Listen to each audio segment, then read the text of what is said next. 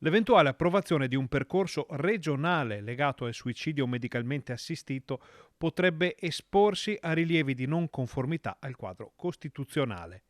A dirlo è un parere dell'Avvocatura Generale dello Stato che risponde alle istanze del Nord-Est sul tema del fine vita. Ci hanno detto che il tema del fine vita non è un tema di competenza regionale, perché ovviamente stiamo parlando di una materia delicata, stiamo parlando della vita delle persone e non può essere una singola regione che decide se mettere in atto il suicidio medicalmente assistito oppure no. Come cambia o come dovrebbe cambiare quindi l'iter della legge sul fine vita in regione? Di fronte a un parere dell'Avvocatura dello Stato penso sia difficile andare contro. E poi si dovrebbe comunque concludere l'iter della proposta di legge di iniziativa popolare votando il non passaggio degli articoli in aula consigliare.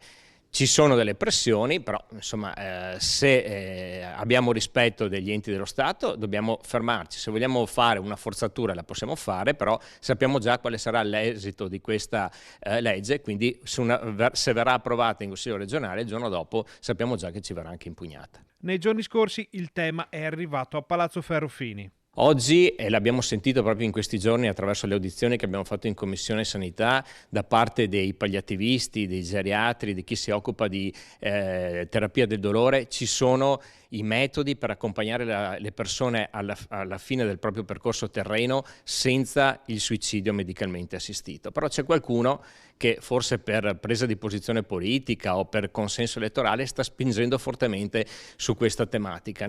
Ecco quali sono i rischi di questa situazione per il vicepresidente del Consiglio Veneto. Qualcuno l'ha definito il suicidio medicalmente assistito un pendio scivoloso, cioè si sa da dove si parte ma non si sa dove si arriva. E infatti l'abbiamo visto proprio anche in questi anni con casi come l'Olanda, il Canada, dove sono partiti col suicidio medicalmente assistito e oggi sono arrivati all'eutanasia.